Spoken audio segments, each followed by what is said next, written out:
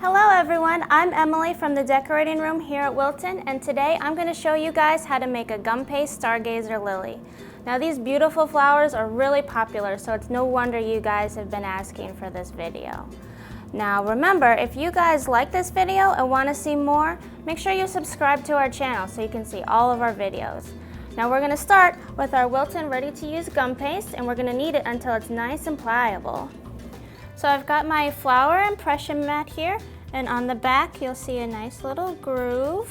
We are going to dust this with some cornstarch. You want a little cornstarch down in the groove too, or it'll get stuck in there.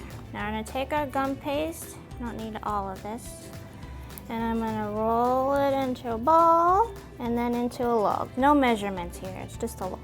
And we'll stick it on the groove, and we're going to press down and make sure that gum paste gets down into the groove. Now we're going to roll it. So I've got my rolling pin with my pink guide rings, which is 1/16 of an inch. And then we're going to roll from the middle out and then the other way. This is really making sure that the gum paste goes down into that groove. I cannot stress, it needs to be in the groove. So now that I've got the gum paste to 1/16 of an inch, I'm going to take the guide rings off because I want it to be a little thinner. And we're going to roll it a little bit more. So next we're going to be using our succulent cutters. There are 2 cutters in that set that we'll be using. We'll be using cutter H and cutter I. We're going to start with cutter I. You can kind of see that groove in the middle. We're going to have it slightly off center. Now we're going to press down to cut, and I like to peel away the gum paste, and now we're going to peel this off. So now I'm going to brush some gum glue into the flap. I like using these cheap food safe paint brushes so I don't gunk up my nice dusting brushes. So now I'm going to insert the wire. I've got some 26 gauge wire.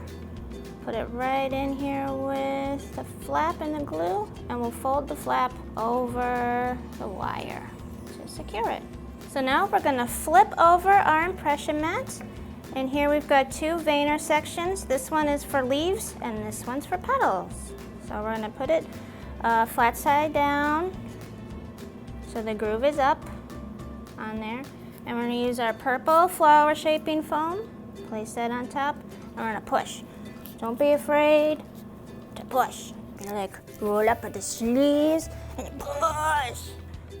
Then, nice and gentle, pick it up. Sometimes it might stick a little, that's fine. Now I'm using my ball tool. We've got a small end and a large end. I'm going to use the large end because I don't want it to be too ruffly. So the smaller the ball, the more ruffly the petals. So now we're going to take our petal and place it on our wave former to dry. We're going to put a little cornstarch on there to make sure it doesn't stick. Cornstarch is good. Okay. I like to give it a little bit of that curve beforehand. Real gentle to make sure the wire doesn't come poking out there. And I'm going to bend this part of the wire up. And then we'll just place it on there all pretty like. So we're going to let this dry overnight, and you're going to make 3 of these I petals and 3 of the H petals. So now we're going to make the pistil. I've got a 1/2 inch ball of gum paste, and so we're going to roll this into a log that's about 2.5 inches long by about 1/4 of an inch wide. And if it's kind of lumpy, that's okay, we can fix that in a minute. So now I've got my 20 gauge wire, which is a little bit thicker. I'm going to put a little gum glue on it, and we're going to put this in the narrow end. I like to twist. You want it to go about 3/4 of the way up.